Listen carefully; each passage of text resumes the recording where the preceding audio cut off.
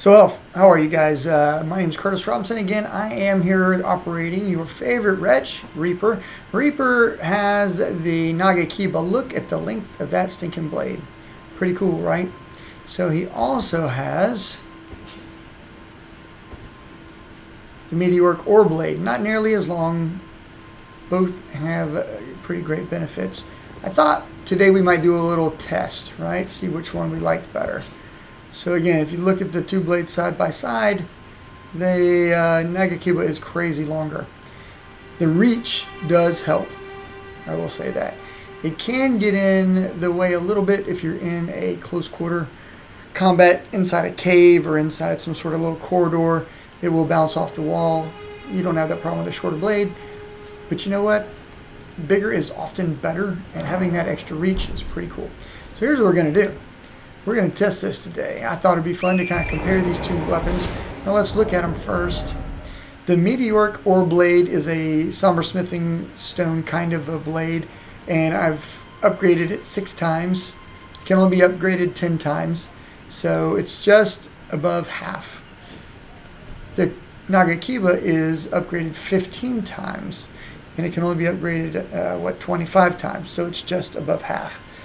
Right off the beginning, you can see that the Nagakiba does 156 and 124 with a Chilling Mist Ash of War. This doesn't have the Ash of War that I can change out, but it does have a magic Ash of War on there, which enables us to do some pretty cool things. Alright, needless to say, we're going to go try it out. Just kind of bear with me for a second because I want to show you guys how important it is to understand the weapons that you're using. So I'm coming over here. This is my battleground, or what I consider the place where I kind of test out everything.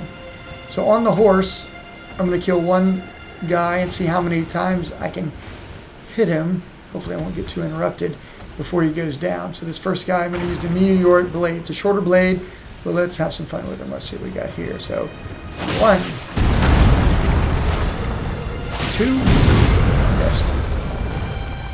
3, 4, 5, he's down. 5 shots. Based on my spec, that's pretty good. 5 hits. Let's see what happens. I need to clear out these turrets so they don't bug us. Get out of my way. And you get out of my way. Alright, let's get this. He's a real butthole. Let's get him. So we got Raymond. Don't let me forget. It's 5. We got 5 for the last one. Let's go ahead and smack this guy.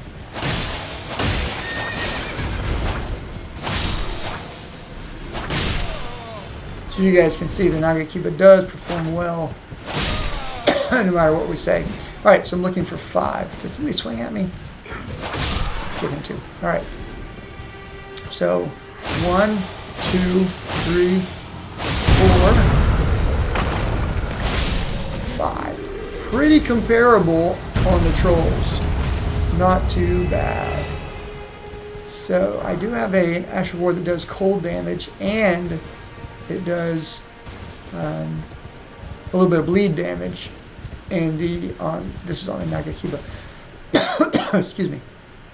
On the Meteoric blade, I've got it comes with a magic component. So if they're weak to magic, use the Meteoric. If they're weak to cold, you use the Nagakiba. By the way, the Nagakiba can also take fire. So if they're weak to fire, you can just put a fire Ash of War on there. You can't really switch out the Meteoric blade. It is what it is. Man, I tell you what, the long reach is off. Really awesome on this thing. Alright, pretty cool, right? So we're going to reset the whole trick. Alright. And we're going to kill these same 2 trolls again. This time we're going to put them both, we're going to do some double-handed. Let's go and get off the horse as well. So I got to move this one over here. Let's just, oops. There we go. Alright, so we're going to see how these things go. Let's see. Alrighty. Looks like we're starting off with Nagakiba. You can tell it's the crazy long one. Now again, I'm probably going to get harassed a little bit more by the guards because I'm going to be all on this guy. We're going to see how this goes. Two-handed. Got the Nagakiba. Now, first, I'm going to use the special ability. Right? Let's see how many hits here. 1, 2, 3, 4, 5. Still alive. And 6. In your balls, too. Man, that had to hurt.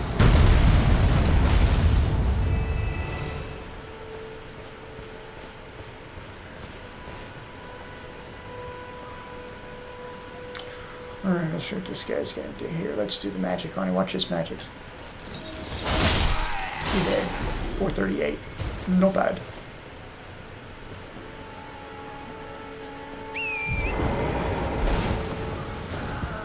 Let's get this butthole out the way.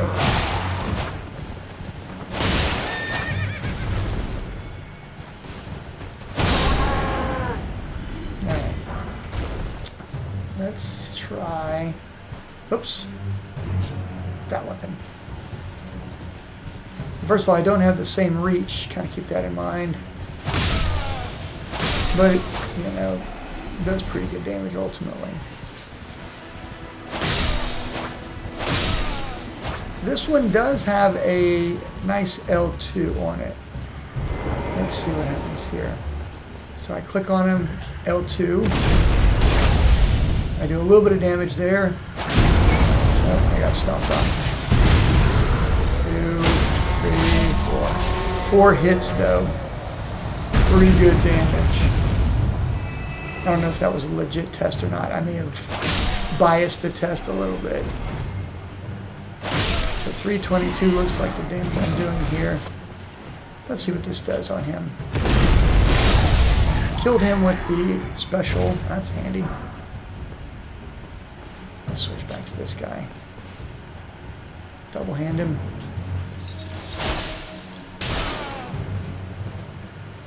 The cold cloud didn't quite kill him.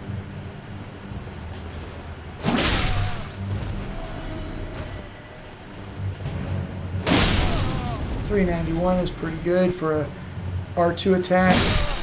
$286 for an R1 attack. And so on and so forth. This thing's got some incredible reach though. So far they're pretty close, man. I mean, not exactly a dead tie. Here's the thing. I'm not really able to show you in this particular fight, but let's look at something. So you might notice under the passive effects in the middle of the screen, all the way at the bottom, it says causes frost damage, 89. Causes blood loss buildup, 38.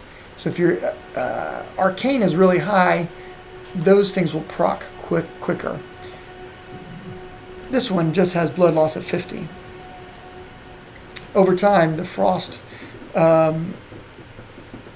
capability will make this one pretty good. Over time, you're going to get the blood loss happening more often with this one, so that's kind of there. So again, what are you fighting? If it's something that's pretty tough and you got to hit it a bunch of times and you're looking for blood loss, you know it's going to be the Meteoric blade. If it's something that is, you know, it could be ice or fire, some other Asher I put on here, you can kind of change all that. So universally, I'm going to say the cold Nagakiba is probably going to be, generally speaking, better. And this one is going to be generally better for blood loss. Now, what I will say is this one does spec with strength. See the C in strength there, strength scaling. This one is really kind of dex and strength. This one's kind of, well, it's DD and C, DD and C, depending on how you look at it. So again, because they're both magic in nature, they're both pretty good, depending on your spec. And let's look at my status, just so you know. So I'm a 22 strength, 22 dexterity, 18 intelligence. I'm all right down the middle there, so I can use the Meteoric blade pretty well. It gets better the more you put into it, so kind of keep that in mind as well. All right, guys, my ultimate decision is you can't beat the length of the Nagakiba. Pretty stinking cool. The power of the other blade is fairly undeniable, though considerably shorter. So what could be really better? That's the question. I would say probably what we want to do is dual wield. Why not? Right? Let's do this all again. Let's put these weapons up. Let's recock the whole exercise. Now, if you guys haven't dual wielded before, when I say dual wielded, you got two of the same weapons. I'm not talking about having a parrying dagger and then having a good sword, because they don't work well together. You parry and then cut with one, you know, that sort of thing. Same thing, kind of like sword and shield. What I'm talking about is two katanas or two straight swords, or, you know, two hammers, two axes, whatever it might be. If they're the same, you get this cool special ability, or I should say the special attack sequence. So I'm going to lock on. I'm going to hit the L1 and 1, 2, 1, 2, 1, 2. All right. Looks like basically pretty great damage for the dual wielding. If I pick just one, 1, 2, 1, 2, 1, 2, look like about 6 hits, right? If I just pick one, I can probably do better. 1, 2, oh, missed that second one. 2, missed that one.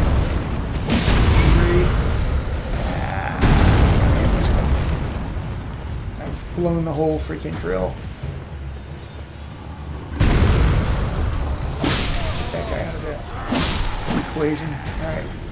And 1, 2. I think I killed him a little bit faster and a little bit better with just the one sword. So maybe dual wielding isn't as cool. Looks cool, I'll tell you that. Let's get the two swords out. And chop, chop. It's kind of faster than just 1, 2. A hair faster, maybe. I do like the straight sword animation a little bit better. Let's check one more time. I was dead on the first hit.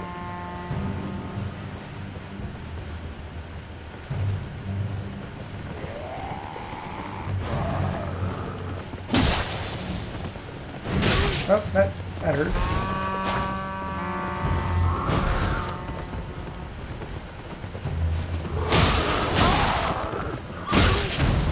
Got me again. This is why I prefer the cavalry approach. I'm getting mangled here. Alright, let's do this the old-fashioned way. Let me drink. Right, he's going to swing and miss. I'm going to smack over him. Anyways. Okay. I guess I'm still kind of torn which one is truly better. I guess it's which one you like. If you like the length of the Nagakiba, you just can't beat it. It's just a great, great blade for this kind of hacking and slashing. You know, again, if you're a cavalry guy, you're a horse guy, man, it's hard to beat that because of the reach. I will say that it's sometimes hard to find smithing stones and somber stones, so kind of keep that in mind. I could go back to the very beginning, find these two blades, and test them without any improvement. I think you would find a better test result or a more fair test result. Anyways, if you kind of like this review, this comparison, and you are undecided on which one is better, get them both. I'll catch you guys soon. Be sure to subscribe. Thank you.